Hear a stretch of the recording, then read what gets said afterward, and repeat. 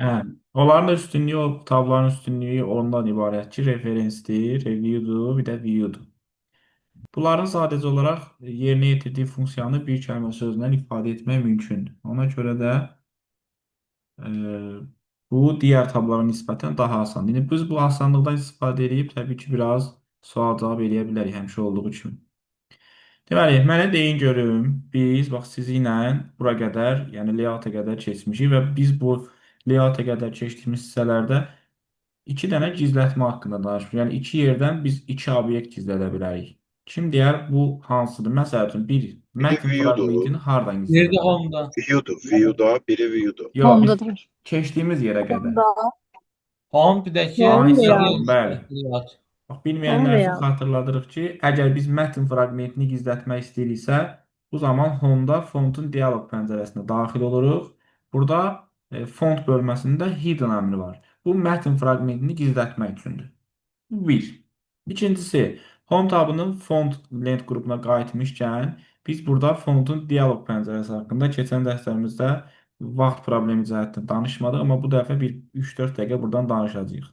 Bəli, fontun dialoq pəncərəsi. Ümumiyyətlə, lent qruplarının dialoq pəncərəsi deyəndə onların sağ aşağı küncündə işarələri varsa, həmin lent qruplarının dialoq pəncərələri də var deməkdir. Əgər orada hər hansısa bir işarə yoxsa, yəni balaca bir ox işarəsi var burada, yaxından göstərin, baxın, söhbət bundan gedir. Bu hansı lent qrupunun sağ aşağı küncündə varsa, demək ki, o lent qrupunun nəyi var? Dialoq pəncərəsi var.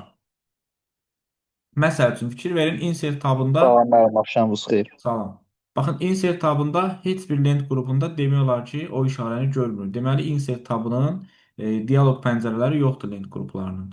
Amma home tabında görürüksə, deməli bunun lent qrupunun dialoq pəncərəsi var və siz yalnız Word proqramında bir dənə fontun dialoq pəncərəsinin necə açmaq lazım olduğunu qısa yolunu bilməlisiniz. Bunu təbii ki, sağ aşağı küncdəki ox işarəsi ilə də və klaviatura qısa yolu Ctrl+D. Baxın, bir daha deyirəm. Yalnız Word proqramında fontun dialoq pəncərəsini açmağın qısa yolu var. Bu da Ctrl+D-dir. Bunu da necə yadda saxlamaq olar? Elə bilin ki, dialoq pəncərəsi deyirik də, düzdür? Dialoq. Fontun dialoq pəncərəsini açmaq üçün biz istifadə edirik D hərfindən, yəni Ctrl+D. Dialoq sözünün baş hərfidir. Zaten Word proqramında başqa lent qrupu haqqında bu sualı verə bilməzlər ki, məsəl üçün deyirəm, paraqrafın dialoq pəncərəsini necə açırıq? Belə bir sual yoxdur. Yalnız fontun dialoq pəncərəsini aça bilərik Ctrl+D ilə. Başqaları da olmadığına görə dialoq sözünün baş hərfindən yadda saxlayın. Vəsə. Və fontun dialoq pəncərəsində bizim arxa fonda görmədiyimiz bəzi əməliyyatlar var. Biri hidden əmridir, mətni gizlətməkdir. İkincisi advanced bölməsindən keçən dəfə demişdik, simvollar arası məsafədir. Baxın, bəzən sual verir ki, simvollar arası məsafəni home tabında və yaxud ümumiyyətlə hansı tabdan dəyişə bilərik? Birinci yadda saxlayın ki, font sözü şrift deməkdir. Şrift nədir? Şrift yəni yazı deməkdir, mətn deməkdir. Ona görə o simvollar arası məsafə deyəndə elə bir ki, elə şriftlər arası məsafə deyir. Birbaşa o cavabı əslində bizə deyir. Simvol arası məsafə. Söhbət nədən gedir? Təbii ki, fontdan gedir. Və simvol arası məsafə 3 cür ola bilər. Bir normal, bir expand, yəni geniş, bir condense, yəni sıx.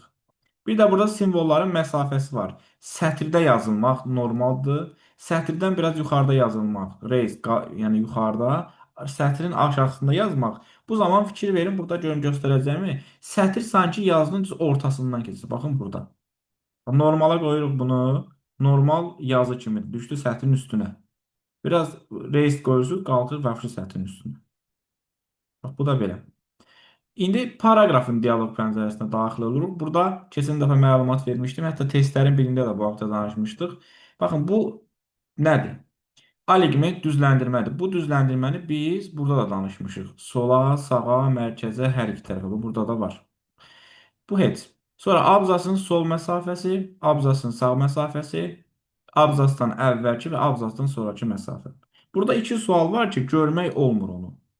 Bunlardan biri abzas hardan təyin olunur sualıdır. Abzas təyin olunur special bölməsindən. Baxın, sualın biri budur. Birinci sətrin sol boşluğunu bu əmrlərin hansı vasitəsilə dəyişmək olar? Bax, görürsünüz, baxanda görünmür. Məsələn, səndən soruşsa abzasın sol boşluğu burada hazırdır, left. Abzasdan sonraki məsafə hazırdır, after.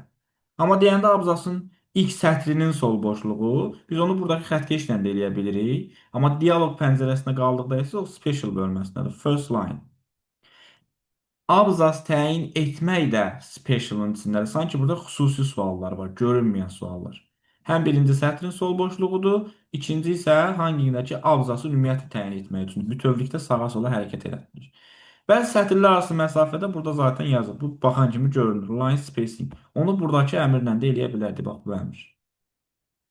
O ki qaldı bunun line and page breaks bölməsi. Bu biraz uzun dərə söhbətdir. Buradan sual düşmür. Yəni düşməyəcək. Düzdür, indi bu testlərdə qabağımıza çıxacaq. Mən onu sizə izah eləyəcəm. Sadəcə olaraq buradan sual düşmür. Amma yadımıza saxlayaq. Bax bu yuxarı hissədən yox, aşağı hissədən nəyi bilməliyik? Biz keçən dəfə dedik ki, biz sözlü hecalara hansı tabdan bölürük? Layout'tan. Layout idi. Ay Yes. sağ olun. Layout Hyphenation. tabından Hyphenation. bəli, Hyphenation. sətirlərin yanındaydı. Hyphenation əmri. Hyphenation. Sətirləri nömrələmək də sözü hecalara bölmək də layout tabındandır. Amma sözün hecalara bölünməsinə qadağa qoymaq onda paraqrafın Don tabı. dialoq pəncərəsində. Don't hyphenation. Belə. Deməli biz bura niyə gəlmişdik? Biz bura gəlmişdik ki, mətn fraqmenti hardan gizlədilir? Gördük ki, fontun dialoq pəncərəsində. Dialoq pəncərəsini açmaq üçün Ctrl D əmrindən istifadə elədik. İkinci gizlətmə qrafik obyektlərin gizlənməsidir. Yenə onun biri də yenə Home-da, Editing-də, Selecting-də Selection Pane vasitəsiyləndir. Başqa hardan idi? Layout. Layout'tan. Ay sağ ol, Layout-daydı. Layout. Bəli, Arrange lent qrupundadır. Bax burada. Burada da yenə Selection Pane var. Belə, daha sonra bir sualı düz 10 dəqiqədə danışırıq. Başqa bir sual verək buradan. Mənə deyin görüm, Word proqramında standart halda şriftin ölçüsü minimum neçədir? Bir daha deyirəm. Standart 11. halda Minimum şrift 5. ölçüsü minimum. 211. 11, Standart maksimum minimum. 72. 800. Baxın, bəli. Keçən dəfə də dedim, burada bəzi yüngül problemlər ola bilər. Əgər standart halda minimum deyirsə, cavab 8-dir. 8'dir. Standart Susmaya halda göre minimum. 11'dir. Bəli. Standart halda 8. Sadəcə minimum deyirsə, o zaman cavab 1-dir. Sonra susmaya görə neçə idi? 11. Bunu bilirik. 11. Əgər standart halda maksimum desə, 72. 72. Amma maksimum desə, 1638. 1600'dür. Bəli. Все, bu da belə. Mənim bir də ki, Word-dəki cədvəllərin sətir sayıları 1638 idi. Necə? Maksimum. Word-də yarada biləcəyimiz cədvəlin uzunluğu. Sətirlərin sayı. Sətirlərin sayı, sütunların sayı 63 idi. Sətirlərin sayı 32768. Çox sağ ol. Bu 32768 başqa nəyin sayı idi? Kim deyər? Print. Print Print evet. kopya sayı. Ay Yes. sağ olun. Printin kopya sayı düz. Belə, davam eləyək. Layout tabından keçmişdik. Reference tabı. Baxın, keçən dəfə də dedim, hər dəfə deyə başınızı ağrıtmaq, həm də təkrarlıq etmək istəmirəm. Hər tabın müəyyən bir məntiqi var. Reference sözü, indi keçənlər bilir, reference sözü istinad deməkdir. İstinad da nədir? İstinad da hardansa nəyisə götürmək, harasa istiqamətlənmək, harasa istinad eləmək. Ona görə də fikir verin, indi mən izah eləyəndə referensdə yerləşən bütün əmrlərin hamısının bir istinad özəlliyi var. Yəni bir istiqamət özəlliyi var. Məsəl üçün, burada birinci əmr, yaxud birinci lent qrupu table of content lent qrupudur. Düzdür, indi hamımızın burada ingilis dilində müəyyən qədər çətinliyi var, amma table of content yazısının zaten məzmunların cədvəli olduğu anlaşılır. Bizim də bu proqramımız Word proqramı nə üçündür? Bu kitab yazmaq üçündür, bu sərbəst iş, bu hər hansı bir PDF yazmaq üçündür və ya məqalə yazmaq üçündür, mürəkkəb mətnlərin emalı üçündür. Yəni bunun funksiyası budur. Bir mətndə də, bir kitabda da, bir nə bilim nəydə də məzmunların cədvəli nə ola bilər sizcə? Mündəricat. Yəni sənin məzmunlarının, sənin mövzuların bir cədvəl formasında kitabda harada əks olunur? Təbii ki, kitabın sonluğunda. Yəni bu table of content ümumiyyətlə bu lent qrupu mündəricat yaratmaq üçündür. İndi yenə deyirəm, çalışaq ki, bunun biraz mənasını başa düşək ki, əzbərləməyək. bir kitabın və yaxud bir nəyinsə PDF-in mündəricatı bu cür görünür. Bax, burada şəklini qoyublar. Bir, məsələn, şəkli qoysa necə tapa bilərsiniz? Bugün bu cür tapa bilərsiniz ki, sol tərəfdə həmin o mövzuların adları verilib, sağ tərəfdə həmin mövzuların nömrələri verilir. Bəli, bu mündəricatdır. 2. Referens sözü istinaddır. Gəlin biz görək istinad sözü ilə mündəricat sözünü əlaqələndirə bilərik. Təbii ki, yazda gəlsə keçən turda səhv eləməmişəm, alqoritm sözü yazmışdım. Məsəl üçün, yazıb kitabın arxasında alqoritm səhifə 41. İndi nə edəsən? Oxuyucu və ya hər hansı bir tələbə baxacaq kitabın arxasına alqoritm versəndi səhifə 41. Sizi nə elədi? Sizi istinad elətdirdi. Sizə istiqamət verir ki, qardaş, alqoritm mövzusu və yaxud alqoritm dərsi 41-ci səhifədədir. Bax, görürsünüz, ona görə referens, yəni mündəricat yaratmaq gəlib referens tabına qoyulub. Yəni bu təsadüfi deyil. Burada müəyyən bir məntiq var. Bunu qoyduq qırağa. Bu getdi. İkinci əmr burada insert footnote əmridir. Çox vaxt bunu tələbələr görən kimi yazır insert tabı. Niyə burada insert var? Amma bunu da sizə göstərirəm. Baxın. Tutaq ki, hər hansısa bir yazıcı öz məqaləsində, öz nə bilim əsərində götürüb qarqundey sözündən istifadə edir. Təbii ki, bu söz köhnə ya dialekt söz olduğuna görə, arxaizm olduğuna görə çox adam bunun mənasını başa düşmür. Yazıda bunun fərqində olduğuna görə götürüb bunu neynir? İşarələyir. Yəni bu işarəni kitab oxuyanlar və s. bilir ki, bu işarə hansı sözün üzərindədirsə, o sözün hardasa izahı var. Sözlərin də izahları iki yerdə verilə bilər. 1. Səhifə sonunda, 2. Sənədin sonunda. Əgər siz footnote-dan istifadə edirsinizsə, bu zaman sizin izahınız səhifənin sonundadır. Yox, əgər endnote-dan istifadə edirsinizsə, bu zaman izah hardadır? Sənədin sonundadır. İndi burada təbii ki, məqsəd səhifə sonu, sənəd sonu deyil. Ümumiyyətlə sizdən sual verə bilər. Səhifə sonu və sənəd sonunda sözə izah vermək hansı tabdandır? Bax, fikir verin. Sən buradakı rəqəmi görən kimi başlayasan nəyisə axtarmağa. Hə, bir şeydə məlumat verimsə, referens tabında yerləşən bütün əmrlər sizi məcbur edir ki, nəyisə axtarasınız. Yəni, nəyisə axtarırsınızsa, deməli, o ora qoyulub referens tabı ilə. Və yaxud referens da olan əmrlərlə. Bax, söz oradadır. Gəlib görəcəm ki, məsəl üçün, o izahı burada verilir. Məsələn, buradan yazacaq. Qarqundey. Bilmirəm, mən 100% bilmirəm necə yazılır. Qarqundey, Qarqundey nə demək idi? Hə, qarğıdalı. Qarğıdalı. Özünün yazılması. Qarğıdalı. Görürsünüz, söz yuxarıda, amma izahı aşağıda. İkinci oldu, görürsünüzmü? Mündəricatda sizi məcbur edir ki, harasa gedəsiz, axtarasız. Sözə izah vermək də sizi məcbur edir ki, harasa gedəsiz, axtarasız. Sonra, baxın, biz istinad eləyirik. Sizcə, mən X istinad etdim, mən X-a istinad etdim. Buradakı X hansı söz ola bilər? Filan X-a istinad etdim. Filan nəyə? Görək o sözü kimsə deyə biləcəyimi? Mənbəyə istinad edə Ay bilər. sağ olun. Yəni bu cümlələr hər zaman belə deyilir də. Mən filan mənbədən istinad edərək danışıram. Filan məsələn deyir, sən bu fikri hansı mənbəyə istinad edərək deyirsən. İstinad və mənbə sözləri bir-birindən ayrılmaz ikilidir. Məsələn, şəxsən mən belə öyrənmişəm də bu qədər məlumatı yadda saxlamaq üçün qabağına qoyub əzbərləmək çətin məsələdir. Və bunu mən durub üzərindən yalandan danışsam, sizə əmin edirəm ki, mən sizə heç bir şey qatmış olmuram.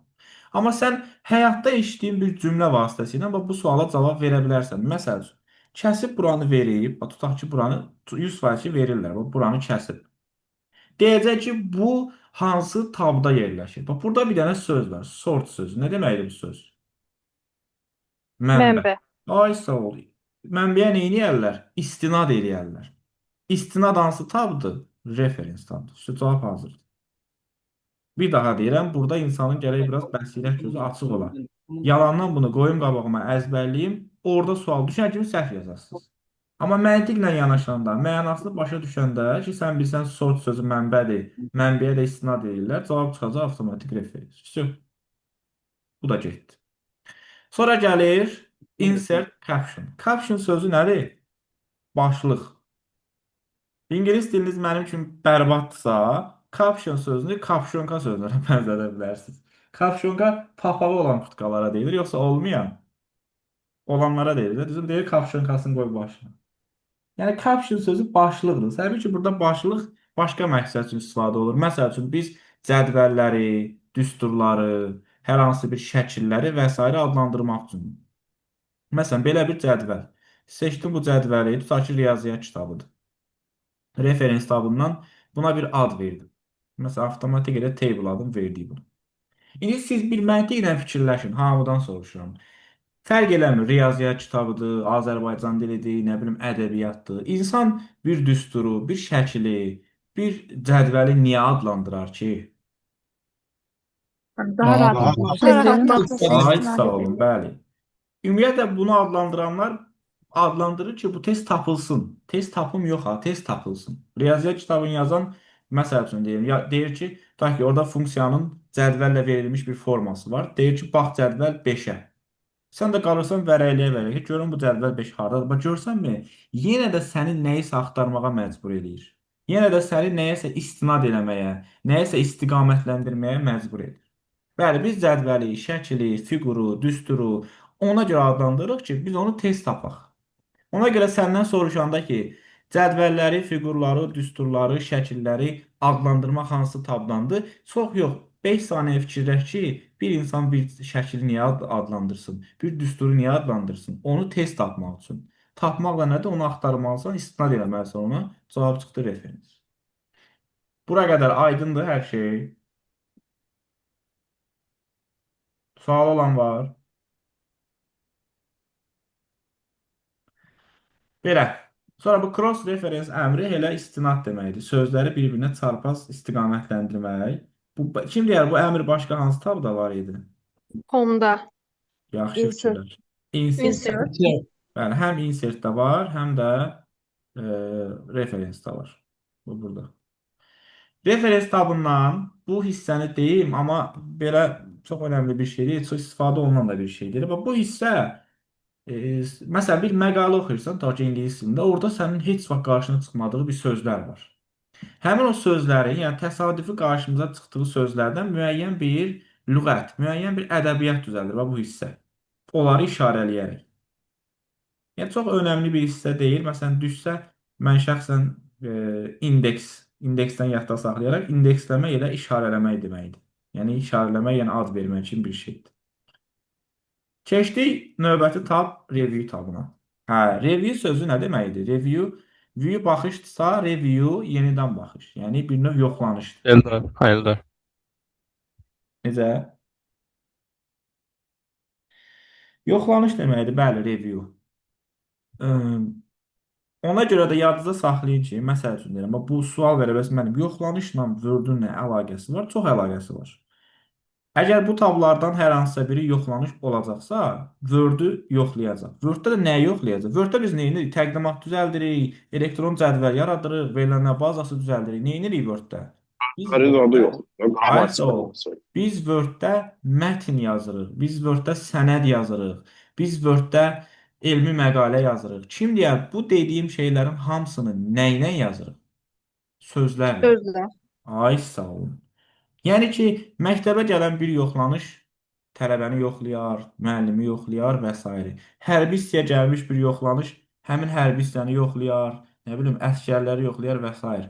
Word-də də gələn bir yoxlanış orada olan nəyin çoxluğu var burada? Sözlər Söz. çoxluğu var. Bəli. Ona görə də review tabı başdan ayağa söz üzərində baş verən bütün proseslərə aiddir. Burada birinci var spelling and grammar. Qrammatik və orfoqrafik səhvlərin yoxlanışı. Təbii ki, buradadır.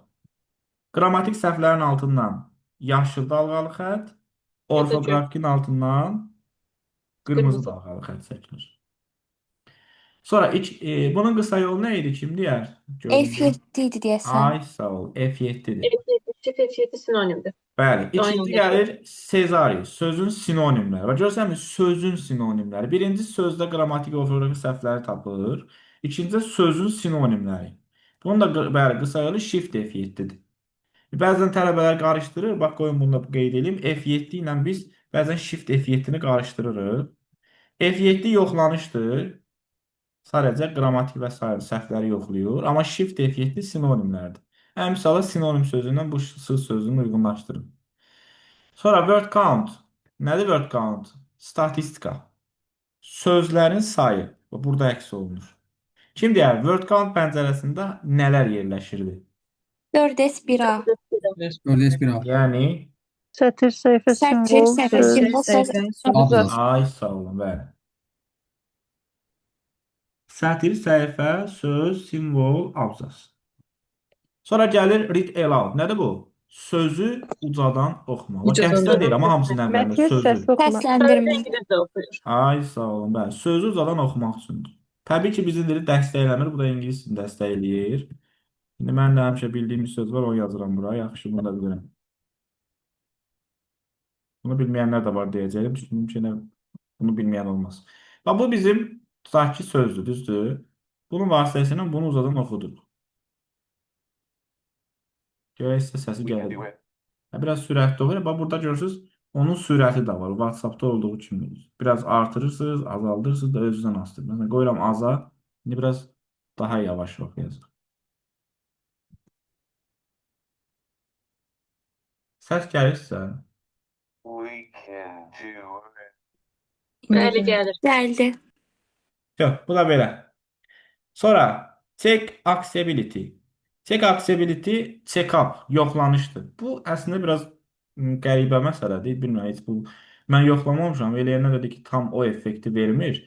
Bu elə bil ki, sizin sənədinizdə harda məsəl üçün keyfiyyətsiz yazılar, keyfiyyətsiz şəkillər, nə bilim, gözdən biraz qüsur olan insanların görə bilməyəcəyi şeylər varsa, onları sizə tapıb göstərir. Buna türklər biz nə deyir? Erişimlilik, biz deyirik buna əlçatanlıq. Bu əslində yoxlanışdır. Ona görə əlçatanlıq deyilir ki, buna. Məsələn, o şəkil tutaq ki, deyirəm, hər hansı bir problem olan şəxs üçün əlçatan deyil. Ona görə buna əlçatanlıq deyilir. Translate sözün sinonimləri, yenə böyle sözün. Language dili dəyişir. Dildə dəyişmək nə deməkdir? Söz dəyişməkdir. Bizim dildə pendi, onların da daha doğrusu pendi sözü dəyişin olduğu karandaş və s. Comment, şərh əlavə etmək. Şərh əlavə etmək nə deməkdir ümumiyyətlə? Məsələn, filan bir şeyə şərh bildirirsən. Yəni, filan bir şey haqqında sözün var. Filan bir şey haqqında fikrin var. Və görürsünüzmü? Hamısı söz üzərində baş verən prosesdir. Yəni bu Şimdi- kommentdən insertdə də var idi də, Hə, düzdür? ay- Yoxsa Mən bunlar nə fərqləndirici hansında sual verirsə. Insertdə biz kommenti sadəcə əlavə eləyə bilərik. Görürsünüz, bir dənə plus düyməsi var. Amma review tabında insert üzərində müəyyən əməliyyatlar görürsən. Əlavə edirsən, silirsən, bir əvvəlki şərhə keçə bilərsən, bir sonraki, ümumiyyətlə bütün şərhləri göstərə bilərsən buradan və s. Əlavə etmək yerində də insertini götürürsən. Yox, bunu ikisini də götürürsən. götürə bilərsən, ikisini də. İkisi də əlavə edir. Bax, burada da new comment plus düyməsi var. Burada da new comment plus düyməsi var.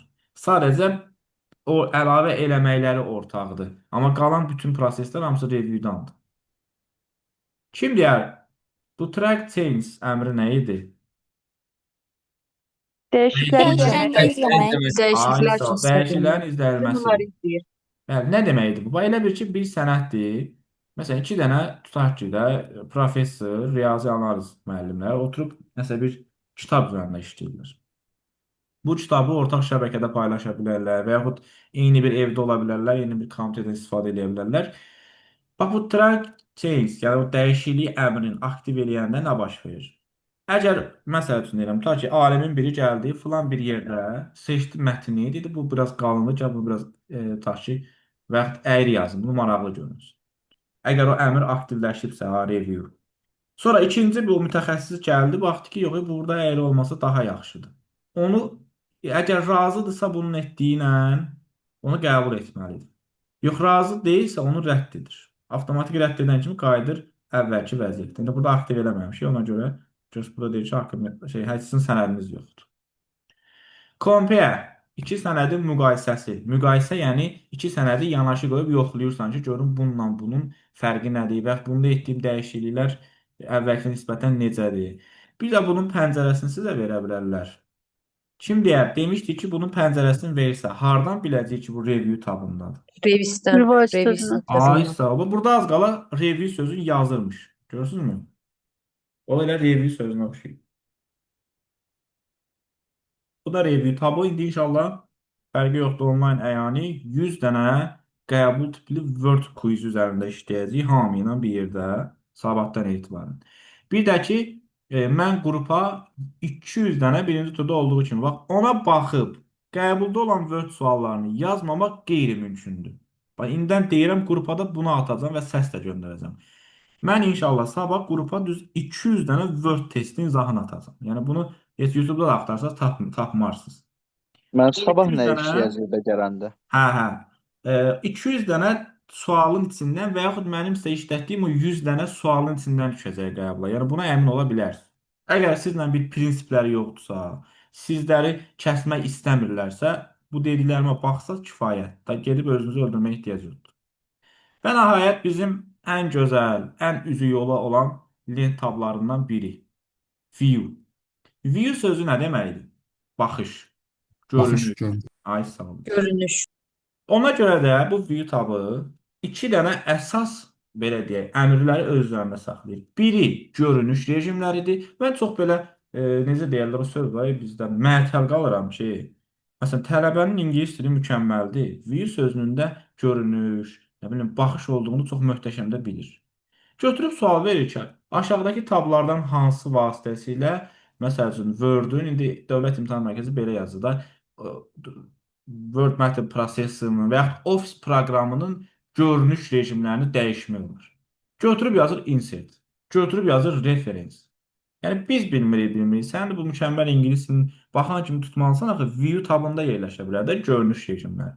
Buna görə çox diqqətli olun. Ən birincisi Windows-un sualları. İngilis dili ilə həmişə də yazmaq olur və həmişə də düz çıxır. Windows elə salırlar ki, ingilis dilin varsa yazırsan.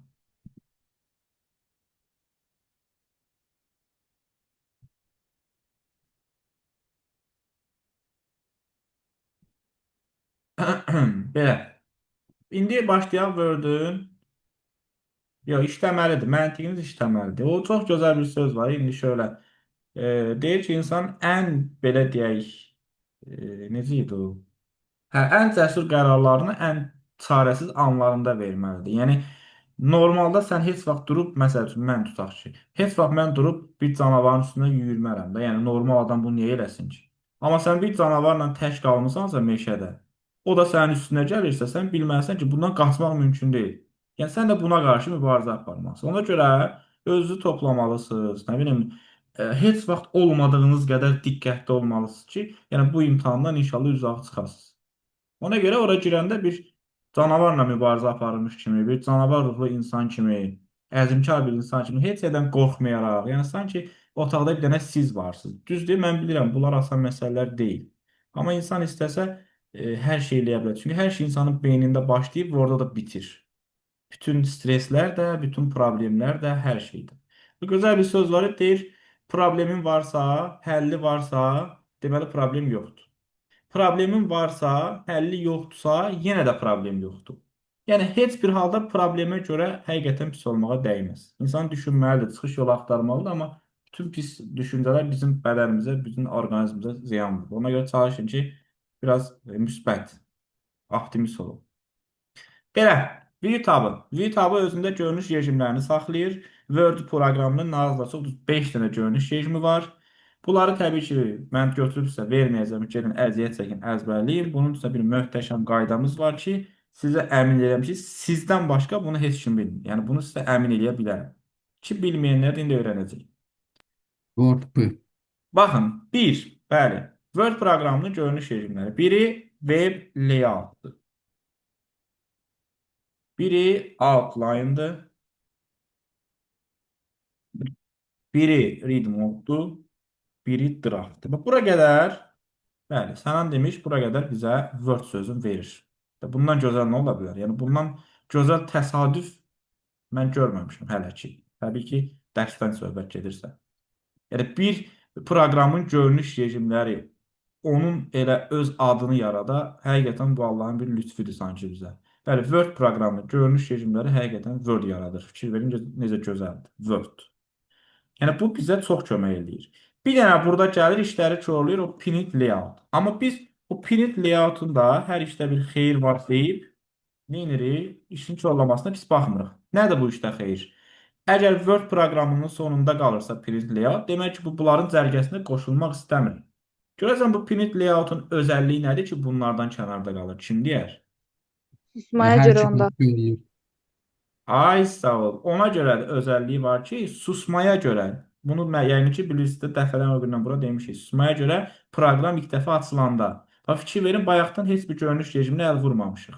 Gedirik view-ya, görürük ki, susmaya görə həqiqətən daima print layoutun üzərində durur. Ona görə sanki bu necə deyirlər, özün qaldırıb qoyur dağın başına ki, mənim sizlə işim yoxdur. Yəni sizə qatılmıram. Amma yerdə qalanlar web layoutdur, outline-dir, read mode-dur, draft-dır. Bunlar bizə baş hərf verir. Bəli, WordP belə yadda saxlayın. WordPad proqramı kimi yadda saxlayın.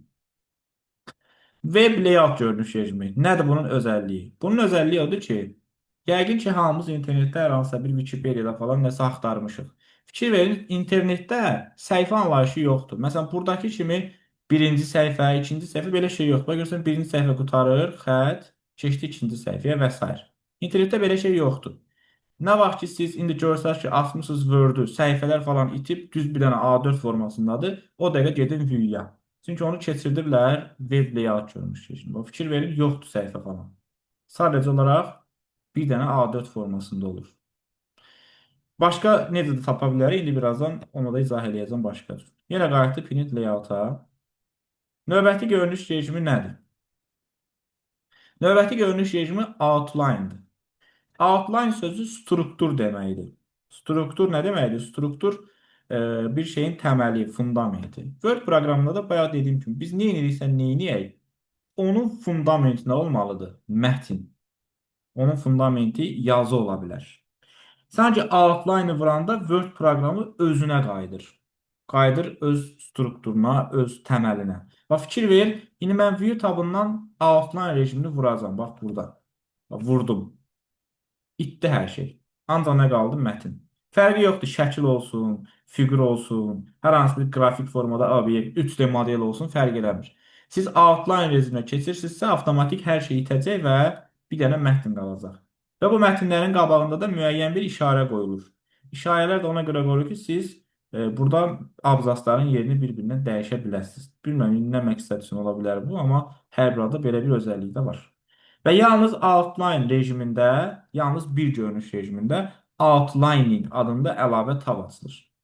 Da bu əlavə tabı öyrənmirsiniz. Yəni bu sizə lazım deyil. Sadəcə bilin ki, bir dənə outline rejimdir ki, burada outlining adında əlavə tab açılır.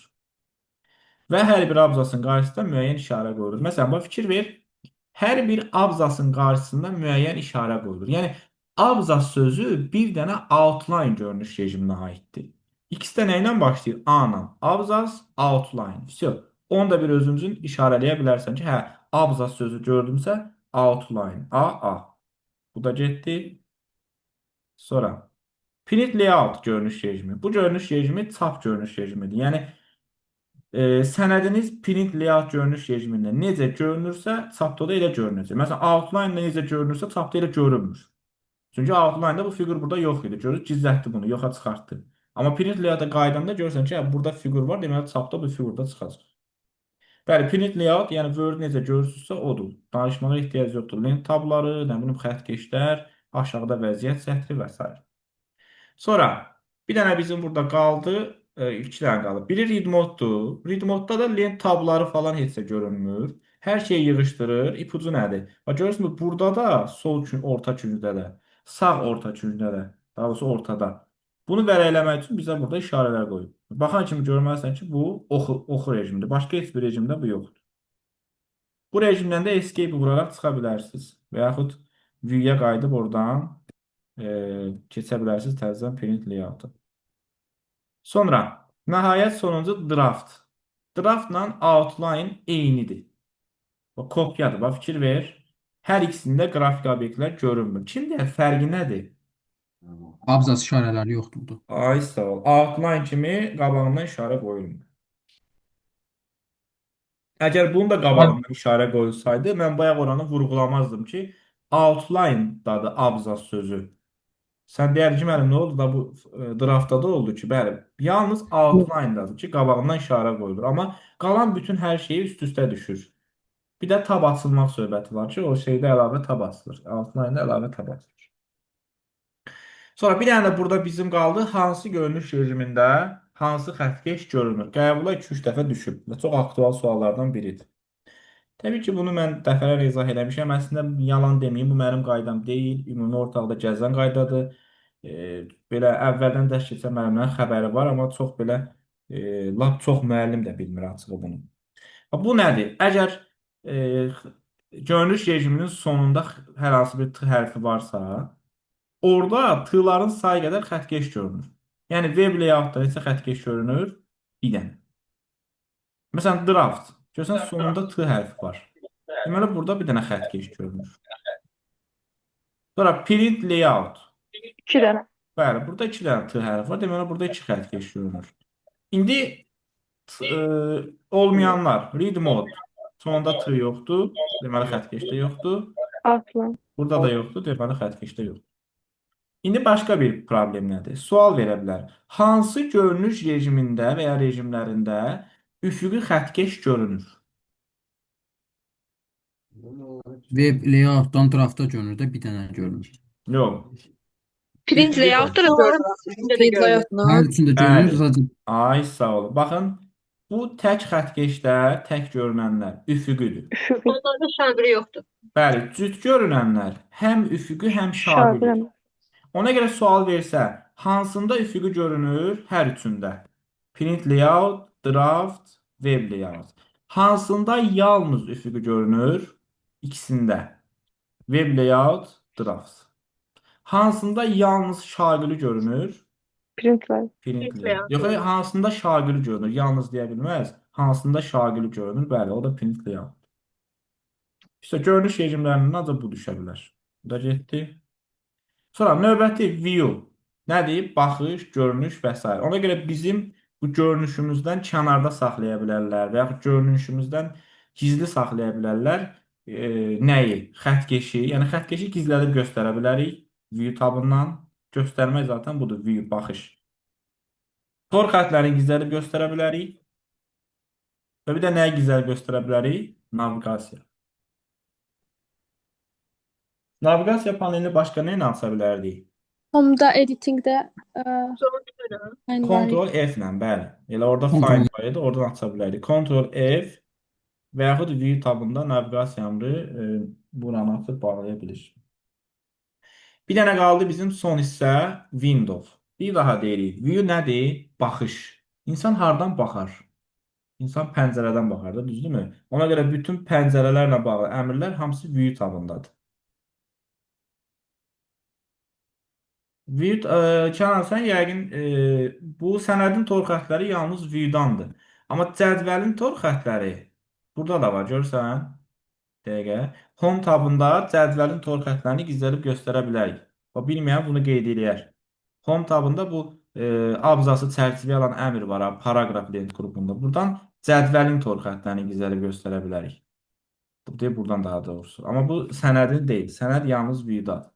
Hə, view tabında bir dənə pəncərələrlə bağlı əmrlər qaldı. Baxın, bu pəncərələr harda görsə cavab view-dur. Bir daha deyirəm, pəncərə nə üçündür? Baxış üçün. Baxış tabı hansıdır? View. Windows sözünün zaten V-sı səni onsa gətirməlidir bura. Window, view. V. Belə də ki, məntiqlə də fikirləş də, bu pəncərə söhbəti niyə var? Çünki baxmaq da, pəncərə də baxışdır. Ona görə gətirib ola view tabını. İndi burada new window nədir? New window sənin hal-hazırda olduğun pəncərənin eynisini açır. Belə bir ki, sənədi kopyalayır. O da ola bilər ki, bu sənəd üzərində, məsəl üçün, kimsə deyir ki, bura bir dənə yaz, bunu vur, gör nə olur. Sən də istəmirsən də, birdən deyirsən, sənəd korlanar. O dəqiqə new window vurursan, başqa bu sənədin eynisi açılır. Da nə başını oynatsansa, o sənədi başını aça bilərsən. Sonra arrange all. Baxıyorsunuz, burada all sözü var. Bütün açıq Word sənədlərini göstərir. Bir dənə deyə göstərməyəcək. Amma bunu vursaq, 30 dənə də olsa, hamısını ekranda düzür. Split. Kim deyər? Pəncərəni 2 müxtəlif ölçüyə bölür, yoxsa 2 eyni? Eyni. Eyni. Bəli, 2 eyni hissəyə bölür. Amma Excel-də belə deyil təəssüf. Orada fərqlidir. Bəli, orada fərqli hissələrə bölə bilər. Amma burada görürsünüz bu telefon ekranı kimi yuxarı ilə aşağı eyni qədər bölünür. Remove split də ki, onu ləğv edir. Bir də switch window var. Switch sözü əlaqə deməkdir. Bu biz şəbəkədə də keçəcəyik. Yəni bir pəncərədən digərinə keçmək üçündür. Bax görürsən burada İndi yenə bir sənədimiz var. Bir dənə belə eləyək görək. Məsələn, birini də açdım. Bax, burada switch window 2 dənə sənəd göstərir. Bu avtomatik birindən digərinə sürətli şəkildə keçə bilərsiniz. Burası birinciyə, qaydacaq birinciyə. Makrosun da açar sözü nədir? Test Test test. istifadə Yerinə Test yetirilən təkrarı. əməliyyatlar. Ay sağ olun. Bəli. Bax, gördüyünüz kimi Word proqramını gözünüzdə o qədər böyütməyə ehtiyac yoxdur. İndi mən sizin bu dərs rekordunuzda atacağım. Əvvəldən çəkdiyim 2 dənə video var. Ardıcıl dərs 1, dərs 2. Onu da atacağım. Kim istəsə buna baxar, kim istəsə ona baxar. Heç bir fərqi yoxdur. İkisində də eyni şey demiş. Zaten bundan əvvəl onlayn qruplardan kimsə indi yəqin ki, inşallah ki, qəbul olub həmin şəxs.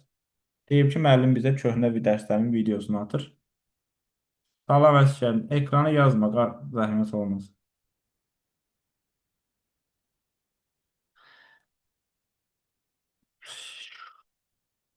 Aleyküm əsgər, gördük. Təbriklər, sən bizdən ütü qazandın. Ekran yazma. Deməli, hə, yəni dərs fərqi yoxdur. Hamısında eyni şeyi deyirəm. İstər 10 il bundan qabaq, dəyişmir yəni bu. Belə, sonra bu Word. İndi mən sizə Word-ün dediyim kimi dərsində göndərəcəm. Plusdakı 200 dənə test izahı göndərəcəm. O öz vicdanınıza qalır. Baxarsınız, baxmarsınız sizlik. Amma 100 dənəsi mən onu sizdən alacağım. Onlayn qruplara indi özüm danışacağım. Onlaynlara biz başqa iş görəcəyik. Word-la, yəni o 100 testlə. Amma əyanilər mütləq şəkildə gəlib onu yazmalıdır. Onlayndan kim istəsə gəlib yaza bilər kursda. Problem deyil. Kim gələ bilirsə. Amma onlayn da yazacaq. Hamı yazmalı o 100 testi və hamı da o 100 testin 100-ünün də izahını dinləməlidir. İndi biz biraz nə edirik? Bir də sizə Word-ün əlavə tablar videosunu atacağım. Orada o da biz necədir? Excel tabları kimidir. Çox nadir halda oradan sual düşür. Amma bir dənə sürətli bir şey izah edeyim sizə. Biz cədvəldən sətir və sütunu və bu əlavə tablar bölməsindən. Bunu da izah edeyim. Ondan da yavaş-yavaş yekunlaşdıraq. Biz cədvəldən sətri, sütunu, xananı fərq eləmir. 3 yolla silə bilərik. İnşallah. Həmən Demək biri yazsın. backspace'de, biri shift delet'ti. Bir de ki orada var yukarıda. Hə. Edit'te. Baxın, bəli, bir cədvəldən sətir, sütun, xana. Çox önəmli məsələdir. Qəbula 2-3 dəfə düşüb. 3 yolla silə bilərik. 1. Fərqi yoxdur. Bunu sətirdə göstərir və sütunda göstərir. Sətiri silmək üçün sətiri seçib birinci düymə budur. Klaviaturadan Ctrl plus X düyməsini vurmaq. İndi sual verə bilərsiniz. Mənim bu silmir axı, bu kəsir. Fərqi nədir ki? Fakt bunu mənim gözümün qabağından yığışdırdı yoxsa yox? Ctrl X getdi. Bəli, sətiri sütunu silməyin birinci yolu budur. Ctrl X. Bu 1. İkinci yol nə idi dediniz? Backspace. Ay sağ ol. İkinci yol backspace düyməsidir ki, bu da bizim sənədimizi, daha doğrusu cədvəlimizin sətir və sütununu silir. Bax, seçdim bunu, indi və sütunu silirəm. Klaviaturadan backspace vurdum, bu da getdi. Üçüncü yol shift delete'dir, bəli. Üçüncü yol isə shift delete düyməsidir. Shift plus delete. Məsələn, seçdiyim ortadakı sətri shift delete ilə bunu da sildi, getdi. Bəs mən adicə delete vursam nə baş verir? Onda olmaz. İçindəki yazılar silinəcək. Necə? İçindəki yazılar silinməli. Hə. Baxın, delete isə sadəcə, məsələn, bunu seçdim, delete vuracam. İndi fikir verin, sətir qalır yerində, içi silinir. Əslində çox önəmli məsələlərdir, iş həyatında da lazım olur. Baxırsan ki, bura başdan ayağa mətndir. Bura. Tutaq ki, cədvəlin bütün hamısı, hər yerinə yazıram. Sən bunu silmək istəyirsən. Düşüb bir silməkdənsə və yaxud Ctrl X-i vursan hamısı gedəcək. Bir dənə cədvəli seçdim, delete vurdum, getdi. Excel-də də belədir. Nur xanım, 28 filialında birinci günüdür. Siz burada qarışdırırsınız. Samça dedim müəllim. Birinci gün onun yarısı da var. 14:00-da da var. Sonra 16:00-da da var. Tamam, çox sağ ol. Axşam qrupu da var. O da yəqin ora gəlmir 18:00-da. Amma elmlərdə sabahdır. Sabah saat 2-dir. Bir də axşam saat 5. Sabah səhər qrupu yoxdur yeri gəlmiş elmlərdə. İndi qrupa da yazacağım. Günorta var, bir də axşam. Və bunlar kimsə yazıb ora. Bunlar sətiri, sütunu cədvəldən silməkdir. 3 yolla silə bilərik. Ctrl X, backspace, shift delete. Müəllim bir dənə də üsul var idi. Bu Hə, sana əlavə açılan sol layout tabı. Aha, bəli, bəli. Bəli, əlavə açılan layout tabı. Ümumiyyətlə cədvəlin sətir və sütunudur. Plus Word proqramındakı sətir və sütundur. Adı çəkildikcə cavab nədir? Layout. Və görürsən, sətirləri nömrələmək, sənədi sütunlara bölmək. Sətir, sütun, cavab layout. Sonra cədvəlin sətirini, sütununu silmək. Cavab yenə layoutdur. Düşünmədən. İndi mən bunun videosunu sizə atacağım. Bir dənə özünüzdə o qalıb. O əlavə tablarına videosuna baxın. İnşallah ondan sonra rahat bütün testləri yaza biləsiniz. Amma ondan qabaq bəzi qısa yollar haqqında çox cüzi sual-cavab. Onunla da bu günlük dərsimiz bitdi. İnşallah həftənin bazar günü Excel-i bitirəcəyik və növbəti üzümüzə gələn bütün bazarlar, deyəsən ikisi qalıb cəmi. Bütün bazarlarda bu dəfə sınaq var deyə eləyə bilmirəm. 2 dəfə dərs keçəcəm. Biri səhər, biri axşam. Yəni əlimizdə qalan bu günləri maksimum dəyərləndirəcəyik. Bir səhər dərs keçəcəyik, bir axşam dərs keçəcəyik. Bir də ki, gələn həftənin 3-cü günündən hər 3-cü, 6-cı günləri axşam saat 10-da ümumi sınaqlar izah edəcəm. Bax, indidən deyirəm, 10-11-ə işləmiş. Kimdə alınmırsa, təbii ki, alınmayacaq. Çünki 3-6-nı da salsaq, həftədə dərs sayımız 7-yə çatır. 7 dəfədə dərs keçirəmsə, təbii ki, bu kimdəsə alınmayacaq. Sonra izahına baxar. Yəni, başqa çarəmiz yoxdur. Yəni, bu əlavə bir də, bonus kimi bir şeydir. Ümumi sınaqlar ki, 3-6-ya salırıq ha. Başqa çarəm də yoxdur. Özümün də vaxtım yox. Yo, Excel bazar. Sınaq həm əyani, həm onlayn olur. Ümumi sınaqdır. Çox çətin suallar qoymamışam. Yəni, öhdəsindən gələ biləcəyiniz. Nəsə, çox danışdıq. Qulaq asın. Mən bura qısa yol yazıram. Siz onun nə mənaya gəldiyini tapırsınız. Dördüncü qısa yollar çətindir və əminəm ki, siz bunu açıb oxumamışsınız. Bəlkə də oxumusunuz. Tək mən yanılım. Kontrol ulduz. Görünməyən obyektlər. Görünməyənləri göstər. Orada Ay, sağ göstərmir. olun. İndi baxın, keçən ilin qəbul sualı. Sap zamanı görünməyən simvolları əks etdirən düymə hansı tabdadır? 10 tabında. 10 tabının Paragrafı paragrafı. görünür. Bəli. Paragraflı. Özü nəyi bildirir? Abzası bildirir. Amma qısa yolu, yəni belə deyə də özü gedir, bax fikir verir, özü gedir dayanır abzasın sonunda. Amma onun üzərinə vuranda çap zamanı görünməyən bütün simvollar görünür. Hətta boşluqda bir nöqtə belə ortaya çıxır. Qısa yolu kontrol ulduzdur. Deyirdik ki, görünür, görünmür, ulduzlar kimi də gah görünür, gah görünmür. İkinci, kontrol plus nə yazalım? Hə, bərabər. Subscript. Subscript. Bəli, aşağı indeks. İndi Ctrl Shift plusdakı yuxarı indeksdə. Yəqin ki, biz onu yazmıram. Sonra Ctrl plus C. Go to pəncərəsi. Go to Ay, pəncərəsi. sağ olun, bəli. Pəncərəsi. Bir pəncərə, bir sənəddən başqa sənədə, yoxsa bir səhifədən başqa Sənəd səhifəyə? daxilində Bir yerləşir. Səhifədən başqa Səhifədən səhifəyə, bəli. Biz səhifədən səhifəyə keçə bilərik qovdu ilə. Məsələn, 10-cu səhifədə plus 5 getdi 15-ə. Sonra Ctrl plus H.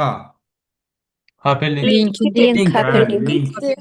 Ay, demək Sonundakı link. K-ya. Bəli, link sözünün K-sından yadda saxlayırıq. Aferin. Sonra Ctrl plus F2. Print. İndi mən bunları yazıram, siz bir Open, yazarsanız open. özgür. Bəli, print pəncərəsi, düzdür. Ay, sağ ol. Bir də ki, printin qısa yolu öz Dədə Baba qısa yolu Ctrl P. P. Ctrl plus F12. Open. Ay, sağ ol. Save. Open. Bir Bəli, də Ctrl Ctrl O və ya Ctrl O. Sonra Ctrl plus S. Save. Ay, sağ ol, save. Məlumat save'dir.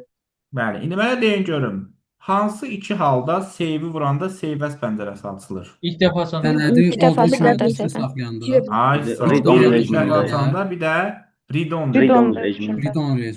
Save bir də faylın adını da dəyişmək olur da. Faylı başqa ad formasında da yaddaşa vermək Bəli, olur. bəli, düz buyurursanız ki. İndi nə deyəcəydim? Hə, bəs sənədi read-on rejiminə hardan qoyuruq? Save'dən deyək ki. Infodan. Bu sualı hər dəfə verəndə mən... File'da. Bəli. Infoya girirsiniz. File infoda. Infodan burada kodun altındadır. Read-on rejimi. Düzdür. Sonra Ctrl plus Shift plus V. Format kopyalayır. Bəli, Format format painter. painter. Format Ay, painter. sağ olun, bəli. Küçülmək. Sonra e, mənə deyin görüm, docla docx-in fərqi nədir? Doc Doc yeni yeni sözlər. bir Biri söz. beşlər, biri İkisindən yeni. ikisi də mənim Yeni faylın bir söz. genişlənməsidir. Word faylın genişlənməsidir. Fərqi ondan ibarətdir ki, birində 3 dənə götürür, birində 4 dənə şeydir. Əməliyyat sistemindən asılıdır. Məsələn, köhnələrdə, lap əvvəllərdə 3 sistemli olub, sonra yenilərdə docx Bəli, gedir. bəli. Deməli, Əsgərə dediyi kimi 97-dən 2003-ə qədər doc, ondan sonra da docx-dir. Bəli, bu köhnədir, bu da təzədir. Piktoqramların da fərqi o idi ki, docda rəng yaşlı idi, amma docx-da ağ rəngdə Ağ idi. idi. Ay, sağ olun, bəli. Bu da belə. Buradan o tərəfə qısa yol mən xatırlamıram, çünki ehtiyac da yoxdur. Yəni, H var. nə? Ctrl H var. Replace-i deyirsən. Ay, cavab verim. Yəni, Ctrl H nədir? History tarixçəni açıb deyəsən. Bəli, əvəz etmə pəncərəsi, replace pəncərəsi. Ctrl F Maksimum 255 əvəz Find navigation. edir. necə? Maksimum 255 simvol əvəz edə bilirdik. Yox. Necə yəni? Replace-də maksimum 255 simvol əvəz edə bilirdik. Axı mən Hə, bir dəfədə deyirsən? bəli. Hə, elə bilirəm ümumi deyirsən. Hə. Ctrl F Find. Find navigation. Find. Find Find. navigation. Həm də nə pəncərəsindən açıldı? Navigasiya. Navigation. Naviqasiya. Və hər dəfə soruşuram, naviqasiya pəncərəsində axtardığımız sözü hansı 3 yerdə axtara bilərik? Başlıqlara görə, obzasiya, səhifələrə görə. Ay, sağ ol. Ctrl F. Açıldı naviqasiya. Başlığa görə axtarış, səhifəyə görə axtarış, abzasa, yəni ümumi yekun nəticəyə görə axtarış.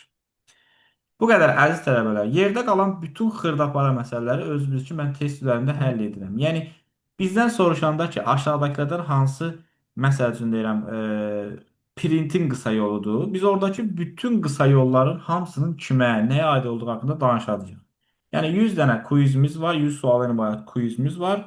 O 100 suallıq quiz olacaq 300 plus sual.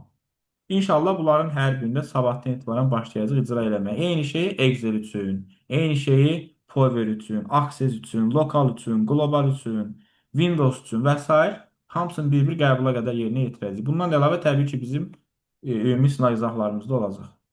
Bu qədər. Bu gün mütləq vaxtınızı almıram. O F-lər bu Bəs əməliyyat sistemlərindəki Windows 10-da 11-də keçəcəyik müəllim. Bəli, inşallah. İnşallah. Nə Ələkbər? O seçimlər var idi F8-dən falan. Nə bilim 5 dəfə vuranda hansı iş görür falan. Onlar keçirsiniz necə? Onlara testdə deyəcəm. Onlar asan deyəsən də. Bu danışacağım onlar haqqında da, hə. Oldu mənim, sağ olun. Sağ olun, gecəniz xeyrə qalsın. Sağ ol müəllim. Sağ olun. Sağ olun. Sağ olun. Tamamız.